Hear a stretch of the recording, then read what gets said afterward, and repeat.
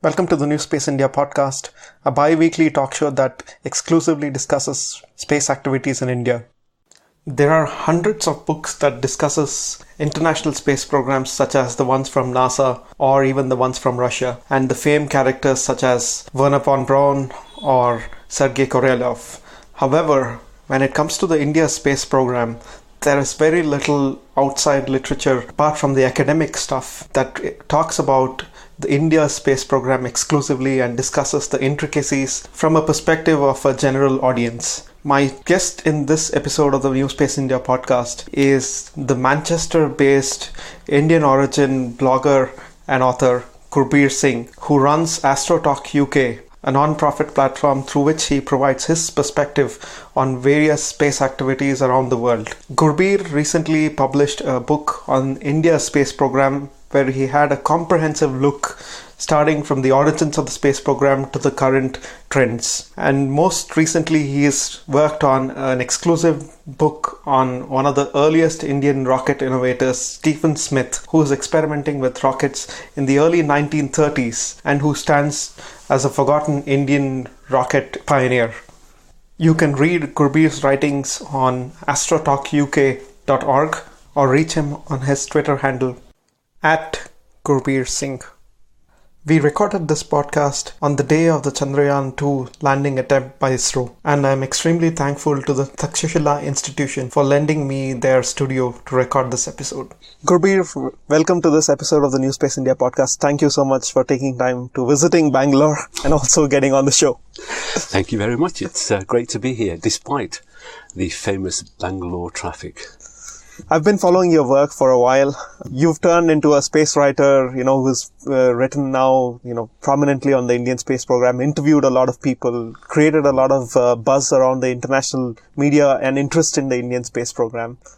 And from your career, I've learned that you are a teacher before and also a cybersecurity expert. So what makes a teacher and a cybersecurity expert into a space writer? Well, none of this was planned. It all happened bit by accident. So I spent the first 10 years after I graduated as a teacher. I used to work in a college teaching IT. Then I think at the beginning of this millennia, I moved into the private sector. I started off as an IT technician, third line support technician. In those days, we had the old computers, physical, large, very heavy, very expensive computers. They go into big racks, and then whenever you wanted to upgrade them, you'd have to go and buy some more and put them into the racks. Very different to what we have today, which is mostly cloud computing and software. Everything's done pretty much online. But I started off with these server farms. In fact, one of the very first projects I worked on was for the department of the government in the UK, and it was a server farm in a data center based near where I lived in Manchester in England, and that was a secondary. In those days, the backup and resilience solution physically meant you had to build another data center, have physically duplicate everything.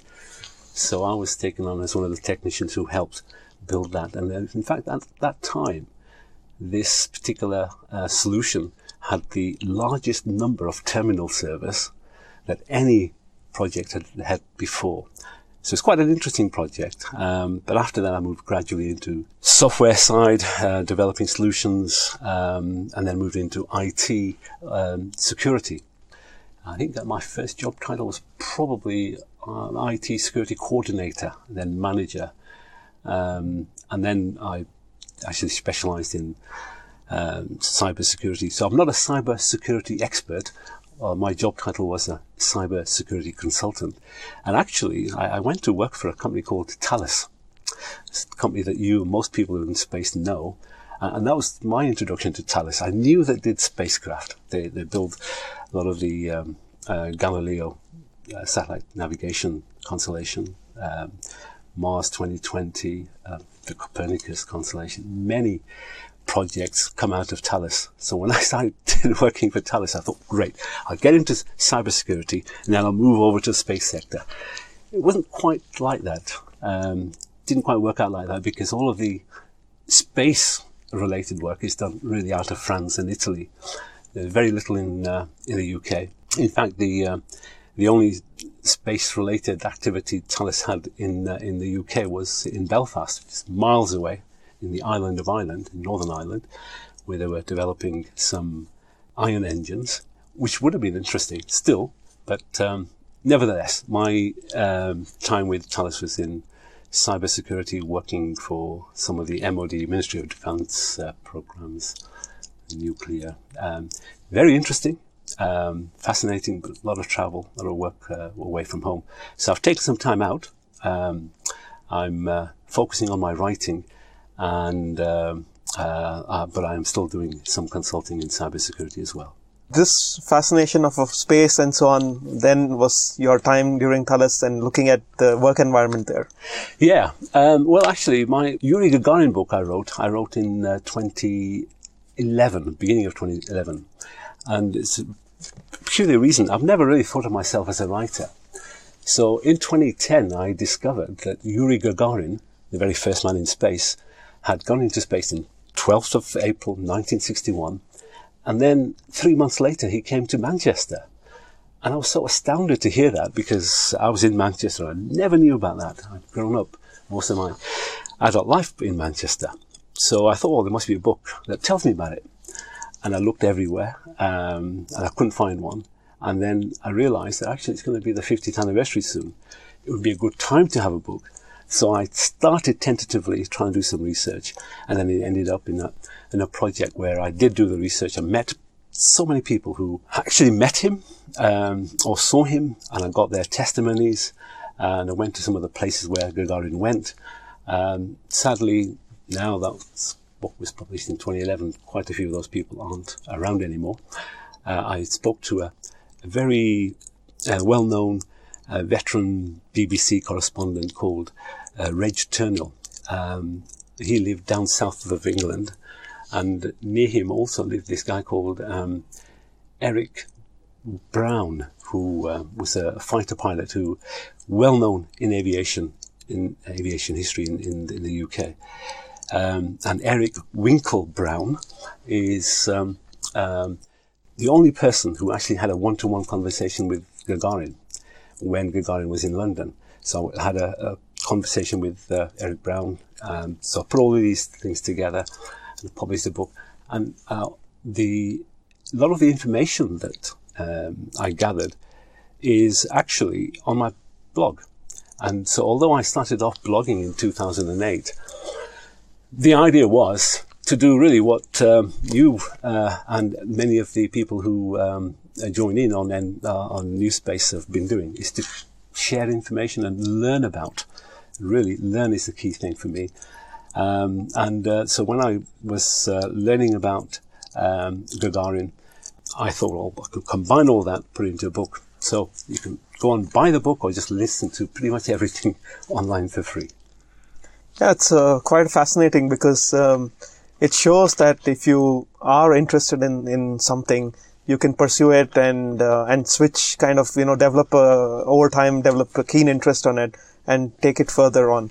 So you've done this book, and the Yuri Gagarin book itself was on your free time, or? Yeah.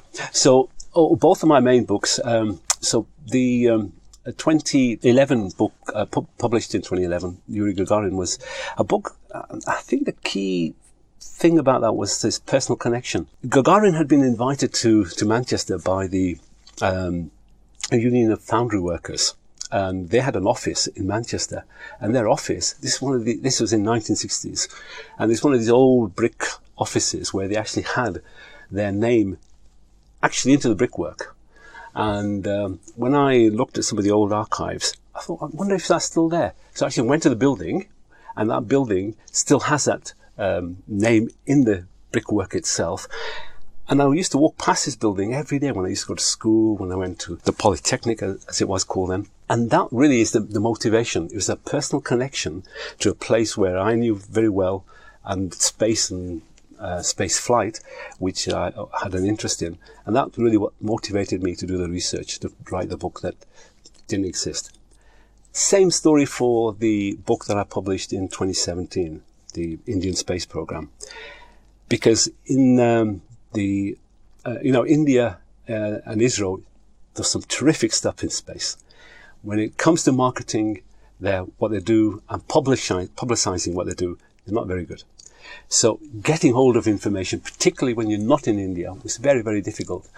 So I did do some research, and the idea for the book was really, one, again, learn about what India is doing. And in that process, I had to speak to people. I made 3 research trips to India. I I visited one of your earlier guests, Wing Commander Rakesh Sharma. I visited his house in Kannur to interview him for the Human Spaceflight chapter. I went to Sikkim and Calcutta to do some research around Stephen Smith and the rocket testing that he was conducting during and between the First World War. And I also visited Vikram Sarabhai Space Centre in Kerala. And of course, here in Bangalore, I made several visits. And every time I came, I was very fortunate to meet up with Professor U.R. Rao. He is perhaps the one man that I have a great deal to owe, because he made time for me each of the 3 visits I made. And I sat for hours in his office. I spoke to him. He gave me information, or gave me documents to help me learn the answers to the questions that he couldn't, pointed me to people. He's an incredibly generous, humble human being. And I was very sad to hear that he passed away in 2017, just before I published that book.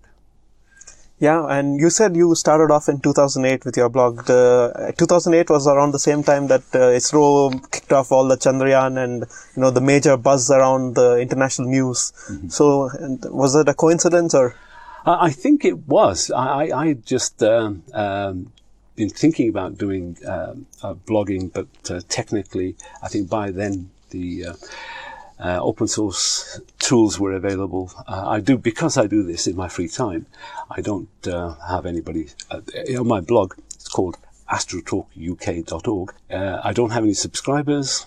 Nobody has to log in. There are no adverts, and you don't have to join any particular mailing list or anything. It's open to the public for free. So when I'm doing this, I have to keep all the costs low, make sure I never pay any of my guests. It's something that about 2008, WordPress was the platform that I used was available in a version that was really relatively easy to use. But of course, podcasts have since then become even more popular. But all of this work, all of my astronomy and all of my writing, I've been doing on the side in part of alongside with my full-time job. However, as of November last year, I have taken some time out now. So my current book, which will be published later, we can talk about that near the end, is something that I'm doing for the first time when I don't have a full-time job. Yeah, quite a transition. Probably takes 10 years for such a transition to happen. You can see that. So when you did the book on Gagarin, when you started off blogging 2008, 2011, the book on Gagarin, was the Indian space program in your foresight, and how did this love for the Indian space program start? So I should say I've been interested in space ever since, like most people are as kids. I remember building a telescope when I was a teenager, and my mum, I was born in Punjab. I left when I was very young, and both my parents, when they saw me building a telescope, they thought I'd gone mad. They genuinely, it was just something so far removed from their reality, from their world. So I've had an interest in space going back for many, many years. And then when the opportunity came, by 2008, I had some technical expertise and experience. I knew how to use some of the developing online tools. So blogging seemed to be quite a new way of developing my interest in space. Mainly, the other reason is, if you live in the UK, weather is really bad. If you are doing any observational astronomy, it's very unpredictable. Unfortunately, it rains a lot, very cloudy, so you can never bank on doing some astronomy or observing when you schedule it. So writing about it, going online, is a much more satisfying experience than doing some practical observing. And then, so you stumbled upon space, as in the Indian space program, or? Yeah. So because of my connections with India, 2007 was the year that India launched the Space Recovery Experiment. And on the back of that, I think it was very successful. It's the first time for India to send something up there and then recover it after a week in a splashdown. The vehicle now actually is in the Space Museum in Vikram Sarabhai Space Center. That, I didn't appreciate this at the time, but that motivated a lot of interest in India from various other parties, particularly the US and Russia. So India, with this success and the support from the foreign external countries, they thought, well, we can actually do a lot more now. It somehow put the foot down on the accelerator, on the gas pedal, for the Indian space program, because at that time China had already decided to go to the moon, and in fact China got to the moon in their first spacecraft in 2007. India did it 2008, just a year later. So this motivation with the that unspoken about competition between India and China, and the support from the external well-known space powers, I think did accelerate the Indian space program. I was aware of it, but I don't think it did have the international profile that the Indian space program has now. So that was my motivation. So there was a lot happening. PSLV was pretty much operational. The INSAT satellite program was in place, providing a huge amount of data by then. And in fact, at that time, India did announce then, so this is 2007-8, that they would want to go forward with a human spaceflight program as well. It's taken a long time, but that's coming to fruition soon. So that kind of activities really did help get my interest developed into focusing on India, and a lot had happened, many people didn't know about, and a lot more was planned, which was really quite exciting. So I thought it'd be a good time to write about it. Absolutely. And from what I know from ISRO literature, or the Indian space program literature in itself, there is very little literature from a historic perspective for the past 50 years or so. And only in the recent times have we seen several of the ISRO early engineers, early people involved, coming out with their kind of memoirs, right? But then if you look back to even 2010, you could have read a lot of technical papers, a lot of experience-based papers, mission experience papers, outcomes on mission experience and the applications.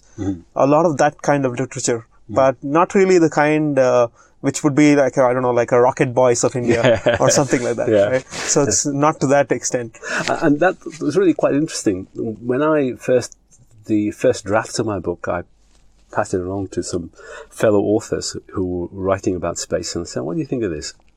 And most of these are outside India. And they said, oh, well, this is quite interesting. It does tell us about the space program, but I don't know about the history, really. And I don't know about the people. And the institutions. And India has a very unique place because it was occupied as a colony of the British for such a long time. So I did write about the early institutions and like the IAC and the Institute for the Cultivation of Science, and the people like C.V. Raman, Magnet Saha. There was, of course, Homi Bhabha. Fascinating stories in themselves. And all of this added to the... So if you look at the book, it's quite thick now. It didn't intend it to be like that. And I was really...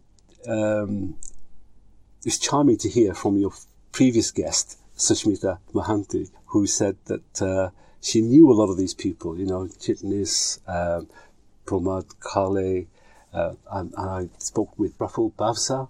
A lot of these individuals who had done the work in the early days, and when Sushmita was talking about them, and she'd say something like, Yashpal uncle, Chitnis uncle, something very delightful, and it's a fascinating story and a terrific episode on her story. It was something which I didn't know anything about, and I think a lot of the other people who didn't know about this, I'm thinking mostly about outside India, but surprisingly, not many people knew about it on the inside of India too. So all of that is in one place in rather a large book. Tell me about the challenges when you started collecting all the information, because being within India for us, even being Indians living in India, sometimes it's a challenge because you don't have open access very easily. It's of course now today, the walls of ISRO are very secure in terms of security and access, and also the ability to share information more freely has some limitations. So with all of this, what was your experience? So it was being living outside India was both a challenge and a benefit. And being of Indian descent, my name, Gurbir Singh, it's a very Indian name. Then when I used to speak to people, they could hear that I was not local. On the one hand, I needed to, because I'm a non-Indian citizen, it automatically prohibited me access to various places, just because I was not an Indian. And then on the other hand, when I got to know people, and if they took the time to look at what I was trying to do, I found them really to be quite supportive, and that was certainly the case with Professor U.R. Rao. But when I would go to any centre, and I went to ISAC, and I went to the SSC, and I went to Bayalalu, every time I went there, it was always a hurdle of doing security checks. And I'm sure that even if you're not a non-Indian, if you are an Indian, you still have security. It's part of the everyday processes these days. But yes, I think in the end, once people appreciated what I was trying to do, they were very supportive.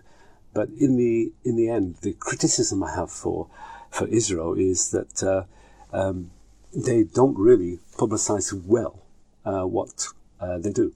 And it's really terrific to hear that they've now got a public audience arena where people can go and watch. It's taken such a long time to get this going, although from announcement to actually making it operational was really quick. And I think a lot of the work that you and many of the colleagues in the NewSpace India have been doing have really been crucial in getting that done, certainly. Yeah, especially with the onset of social media, all the tools are present for ISRO to adopt. So that's, I think, a major change to the approach of a legacy space agency like NASA or somewhere, where they had no such tools to just use them to reach to an audience, I guess. Well, the tools are there, and they've been there for a while. Certainly, sure, they weren't there for Chandrayaan-1 in 2008.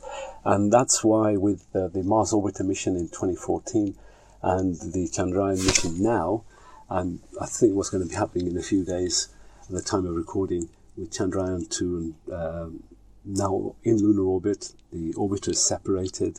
It's going to be going down to the surface on Saturday. That will be picked up by social media in a way that Chandrayaan-1 could not have done. And I think a lot of the work in the media space is being done by people who are doing it out of their own time, non-ISRO people. And I'm thinking specifically of NewSpace India and what you guys do here, but also the Reddit subreddit on ISRO. Some fascinating input you see there, along with the NASA forums. So all that information, because of this media age, means ISRO will be showcased in a way that it couldn't have been done in the past. But my polite criticism for ISRO is still that really they need to invest more in their publicity and public relations area. And, they have a YouTube channel now, very little on there still. They really need to revamp that and increase the productivity and the engagement that they could so easily do. And it also ties back to all the support that they get from the crowd as well, because ultimately the taxpayers have to agree for you to get more money as a public institutions, especially one that is doing research and development. Mm-hmm. So I guess it is also in their own interest to reach to a wider audience. Yeah, and here in India, there's such a large, young, talented population. It's in their interest. Again, going back to one of your previous guests, Sushmita Mahanti, she was saying, it's the traditional Indian bureaucratic approach. They could do with a revamp in how it's managed and publicized. And, of all the countries who have space programs, India is the one that can perhaps benefit its citizens the most very quickly. That is its history, that's what it's been doing, and there's far more for it to do. And I'm just thinking, the satellite navigation program, it's come to an end. The 7 satellites are up there operating, providing GPS services or navigational services for all across India. And yet, in terms of outside the security services, there isn't really much exploitation of that now remarkable service that exists. So time will tell. So when you were doing your book on the Indian space program, were there any anecdotes that you found really to be funny or never to be captured? It's quite a few years ago when I did this. But I think the people that I met or tried to trace down and eventually met and spoke to, some of the ones were quite memorable. Were Professor Blamont. He was he is French. He helped in the early days with the Vikram Sarabhai and getting the Indian space program off the ground. He was the one who provided the payload for the very first Nike Apache rocket that launched from Thumba in 1963, which is, I think, the start of the Indian space program. And he was working in America, and one of his students, Praful Bavsa, who now lives in Pune, was his student doing some high atmospheric balloon experiments, and it was through him that Professor Blamont met up with Vikram Sarabhai and then set up this initial launch with this Nike Apache and sodium vapor experiment. But it was this beginning of what turned out to be a very long support that France gave to India for its Indian space program for many years. And when speaking to Professor Blamont, now he speaks French, of course, is his first language, but he was very, and this is about 5 years ago, he was in Paris and I was in the UK, so this was a conversation on the phone. He was very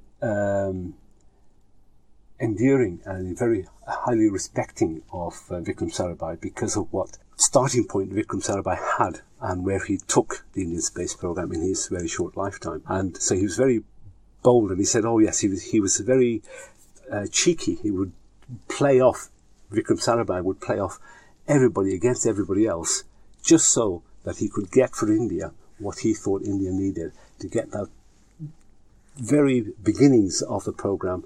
And without that kind of leadership and bold challenges, when you have absolutely nothing to build on, the square one, where your starting point is, he was actually absolutely the beginning. And for Vikram Sarabhai to have got that program going and have the vision, had a lot of problems. He wasn't perfect, but to get the program going from that starting point was incredibly remarkable. And one of the slides I read in one of the things that was published, Vikram Sarabhai, in about 1962, this is before the very first launch, he had a chat. He had one of these old projectors. You're not old enough to remember these. Where you actually had slides and you put them in a projector. And so he had a meeting organised, and at that time he got the Prime Minister's office involved. And although Indira Gandhi wasn't the Prime Minister at the time, she said to him, is this something that we can actually do? So he's talking about building an Earth observation, a constellation of Earth observation satellites to help the farmers in Kerala and help identify coconut wilt disease, which they did an experiment with helicopters and Hasselblad cameras, just looking down and seeing if they could spot diseased trees from the air, and that experiment proved to be successful. And then he took the bold step, visionary step, and said, look, if we can do this from a few meters high, a few hundred meters high in helicopters, think of what we could do from space. And but everybody, and Prime Minister's office, he was saying, is this something we can really achieve? And he said, well, I have some friends, let's see what we can do. And that led up eventually to the Indian space program. So I actually met up with Blamo when he was in India the last time, and he received one of the highest civilian awards for having cooperated between India and France, or built this cooperation between India and France. And very funnily, I asked him about what was his opinion about Vikram Sarabhai, and he said, look, personally I would say that during that time I would have said Vikram Sarabhai was some sort of a magician, or some sort of even a comedian in that sense, by selling this vision of how India is going to leapfrog the developing worlds. And he was saying, look, when you visit a fishing village of Tumba in southern Kerala, and you're among all these fishermen doing lay things, and this guy here, and who's a scientist from India, is telling that the fishing village here will be leapfrogged into a launch base or something like that. He must be nuts.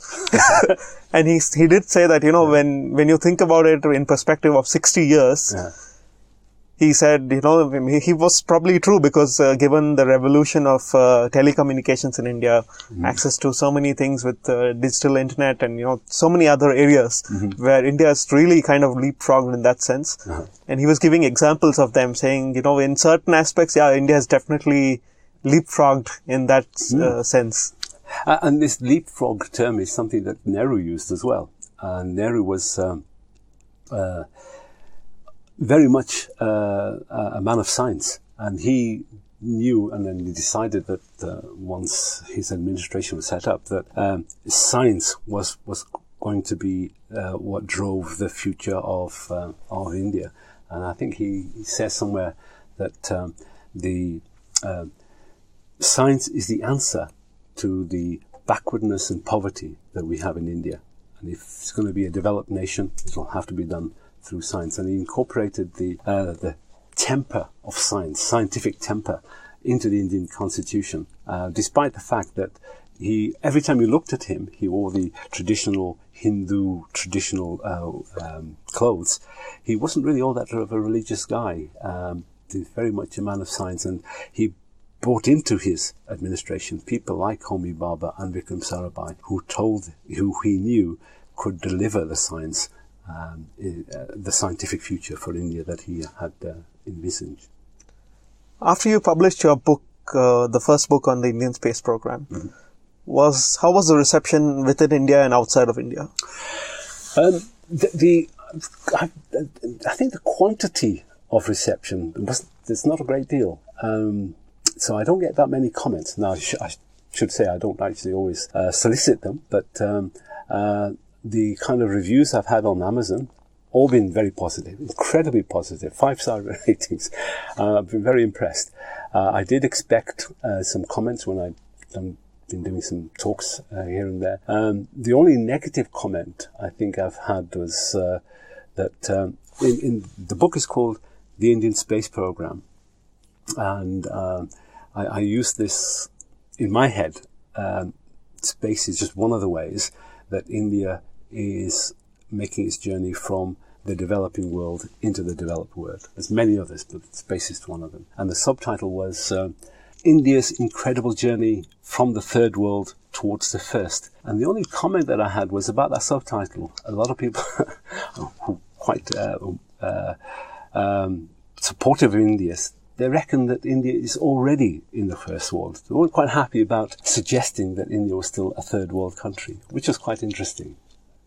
Yeah. And I felt quite positive about that as well, because in many ways, of course, India is and has been for many years.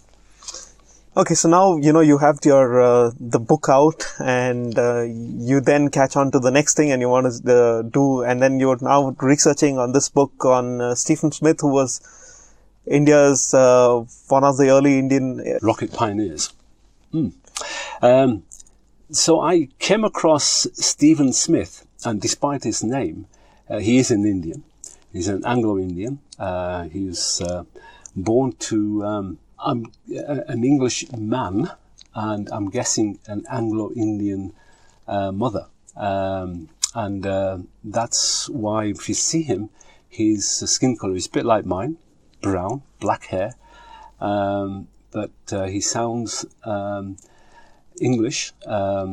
He was brought up as a Catholic, and he grew up in the Anglo-Indian community of Calcutta. As far as I'm aware, he never left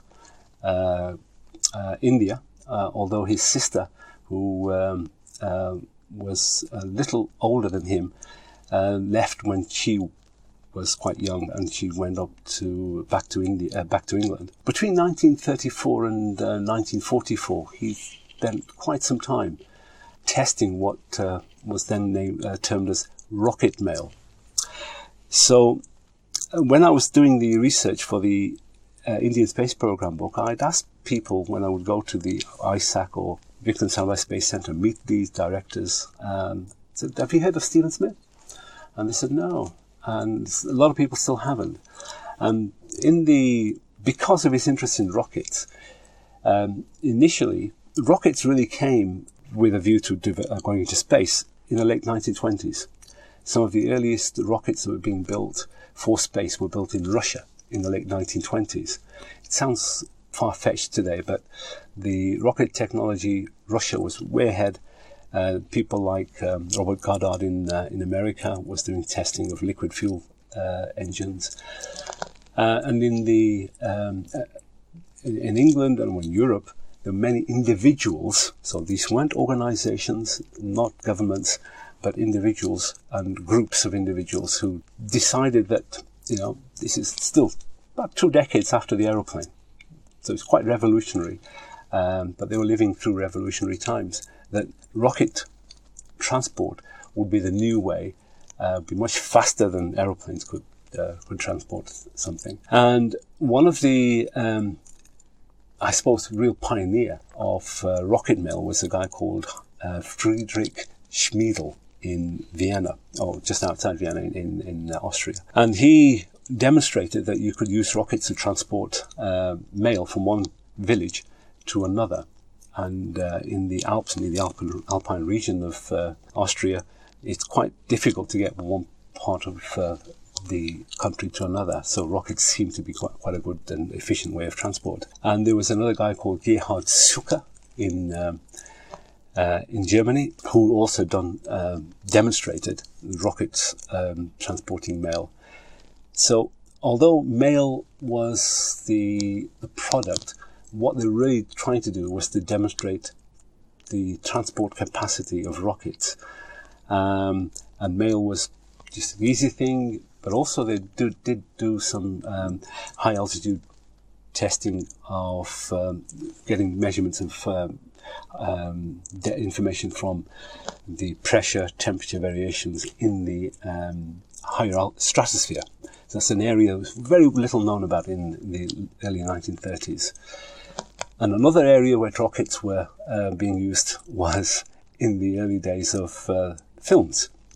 Even today, Hollywood is always a blockbuster when rockets are involved. And in Germany in particular, and this is at a time when arts were really well developed in Germany, there was a film called Frau im Mond. You'd be familiar with your time in Germany. It's developed by a guy called Fritz Lang. And that also had, because it was a film, it had a terrific reach in the population. So it brought up the idea of rockets and the feasibility of rockets for transport. And in these 3 ways, rocket mail, doing genuine research in high altitude atmosphere, and the media in films, rockets demonstrated that there was some use. So the because Gerhard Zucker did some experiments in England, I remember at this time India is a colony of Britain. He saw these tests that were taking place in England.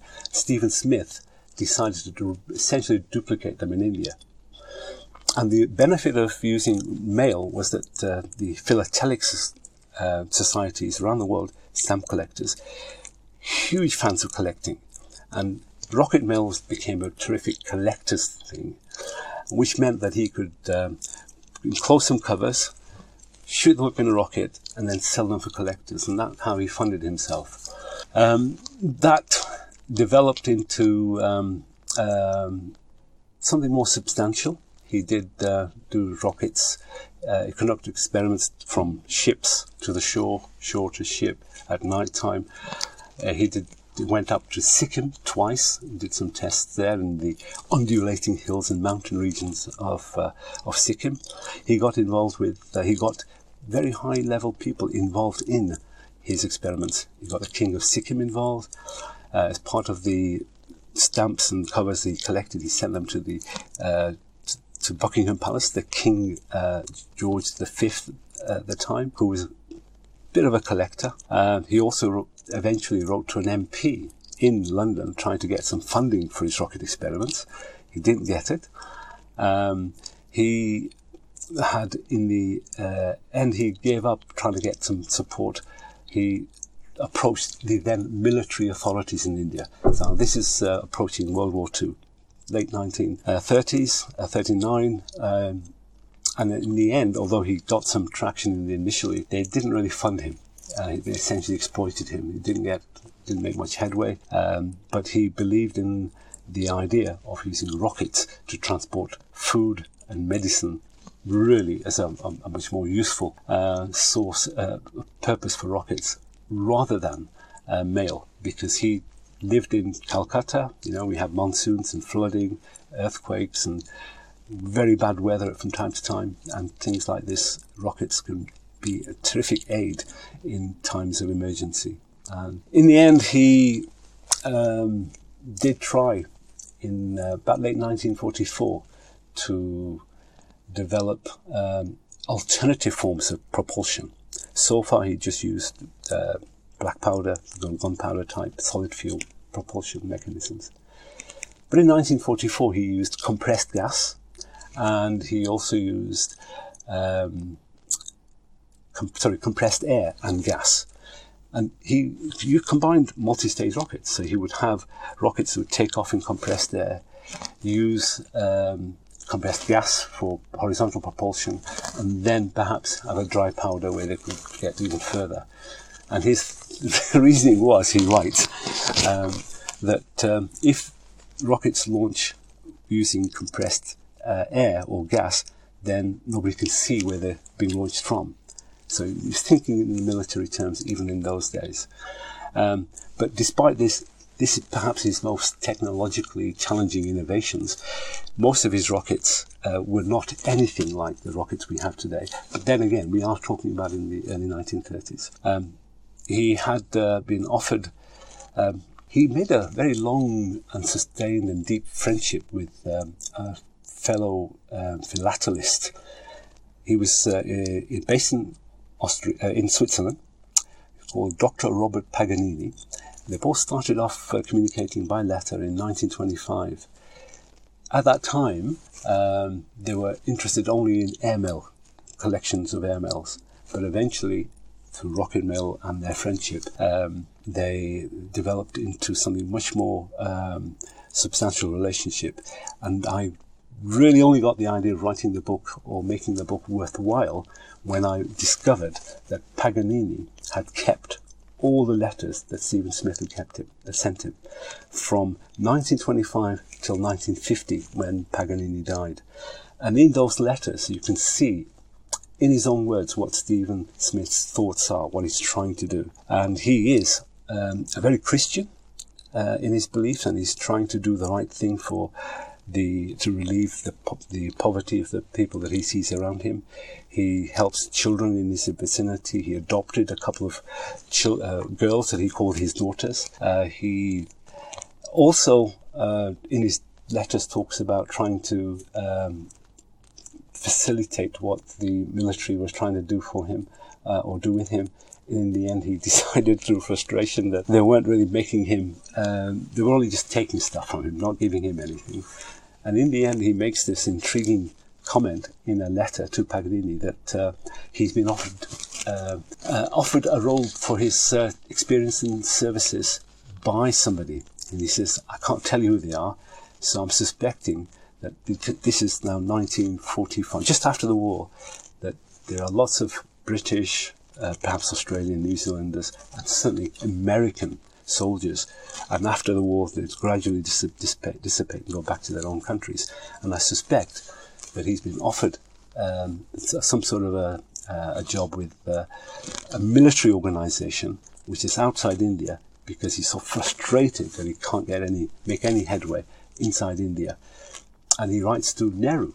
He's actually trying to contact the highest official offices in India. But, by 1947, 1948, Nehru has lots more on his plate. So I can't see any evidence of any responses. But it's a very tragic story, because Paganini, after about 25 years of this relationship where he's supporting him in many ways, including occasionally financially, when Paganini dies, he leaves Smith, somebody who's never met, never spoken to, a quarter of his will. And that's in December 1950. And 2 months later, Smith himself dies. Wow. So the Smith story seems to be like almost 2 or 3 generations from, or even more, to the Tipu story. Yeah, and that was the other thing that struck me, because you had Tipu 1799 when he's defeated, and some of his rockets then go to England, and they're used to develop the rockets that are used in the Napoleonic Wars and the First War against America, and in India. There just doesn't seem to be any record of development of any rockets here until Israel, 1963, very first launch. And yet there is this story right in the middle, during the Second World War, of story of Stephen Smith, and Stephen Smith all alone, fighting against bureaucracy, the military authorities, not making any headway. But the story that comes out from the Paganini collection is a story that he is doing testing. Initially, sure, he was motivated by stamp collecting and philately, but in the end he decides that a rocket mail as a form of transport is something that has a real future, which we all now know is the case. But it was the development of rockets in Europe, particularly in Germany, and the V1 and V2 that really set the scene. And after that, of course, the Cold War started, and then in 1957 the space race, which really where rocket technology grew, and Saturn V for the Apollo program, which has its roots with people like Sergei Korolev, Werner von Braun, Willy Ley. All of these people were Stephen Smith's contemporaries.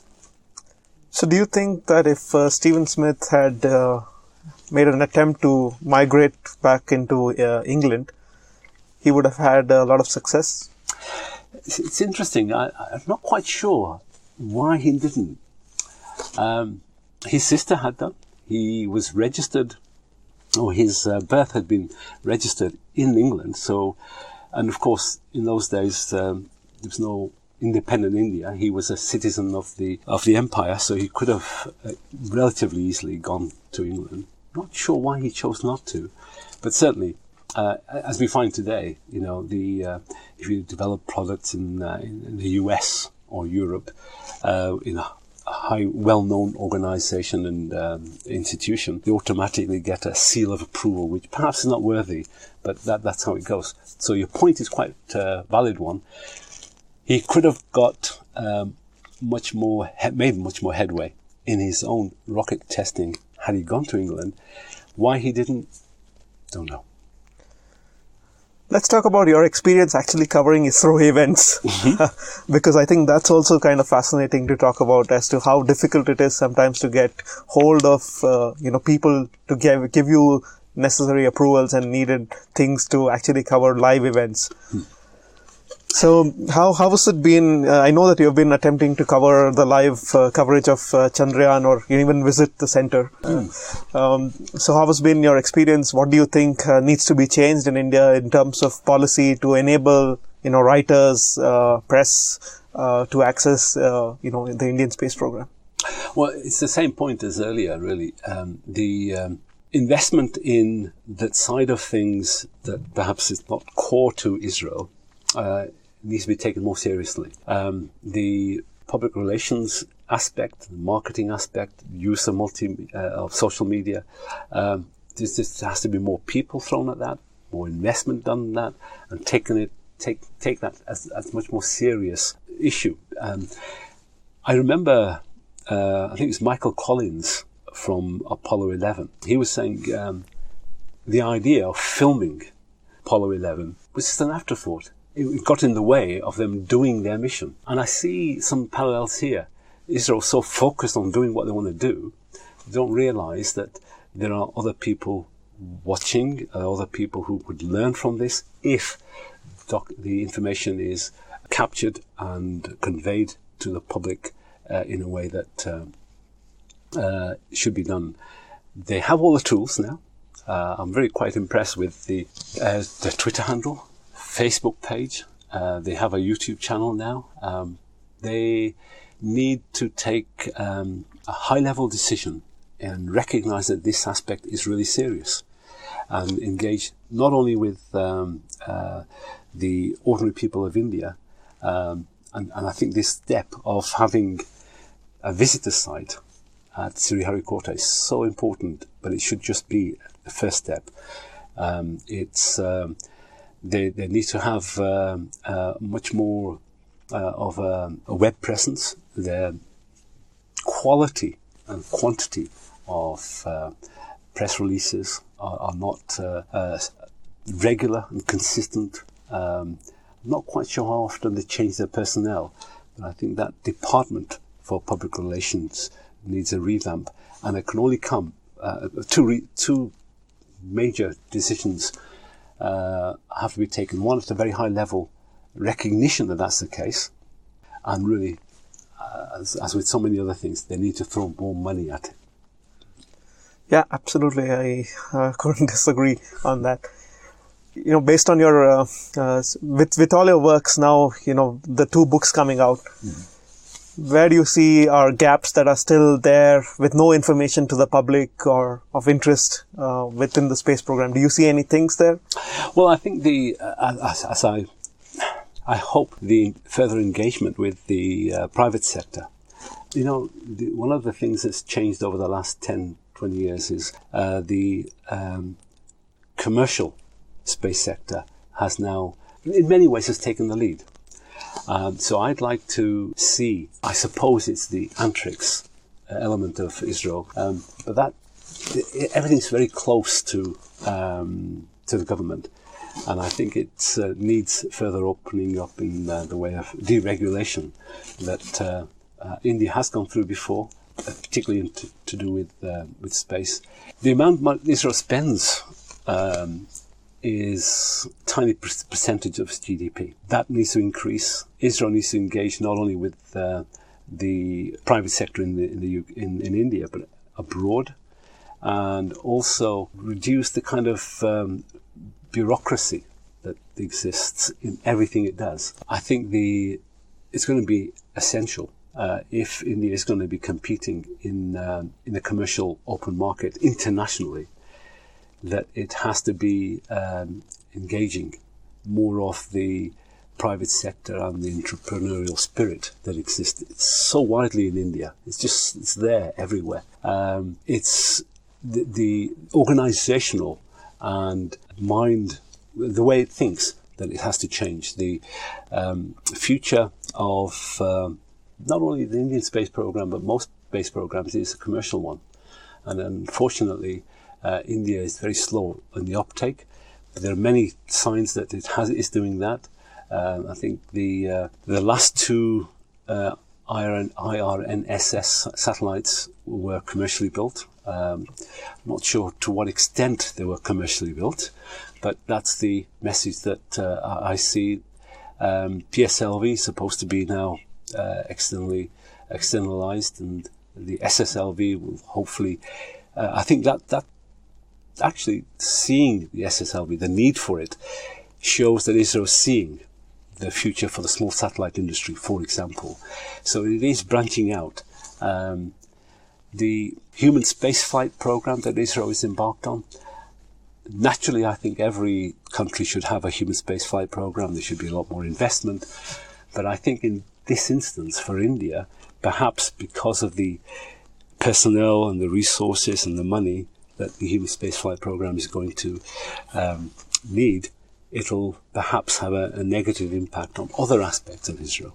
So if Israel needs to just grow a lot more, not only in terms of personnel and resources. If I think one of the major problems is Sriharikota, terrific, wonderful, but it's just Sriharikota. There should be many more launch sites, not just one. The Chinese have about 4. In the US, there's half a dozen. In order not only for redundancy, but for capacity building, you need to have that larger number of resources and increase the number of launches per year. I think the record for Israel is about 7 in 1 year.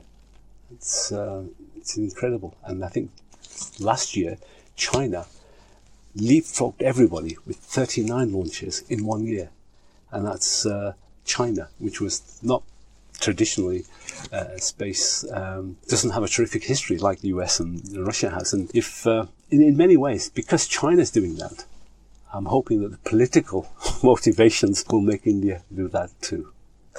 So when is your book on Stephen Smith out, and how can we grab it? Well, the book has been completed. It's being edited right now, and I'm hoping that it'll be available in all the forms, like ebook, paperback and hardback, before the end of the year. And I'll post some updates onto the group, on my blog, and the usual social media sources once I have a publication date. All right. Thank you very much for coming on the show. Good luck with your tour here in India, and I hope you keep writing about the Indian space program. And it's always fascinating to read your perspective. Thank you very much, and likewise, I find not only the perspective that you provide, but everybody else on NewSpace India and various other, usually Indian sources about the Indian space program. Thank you for staying until the end.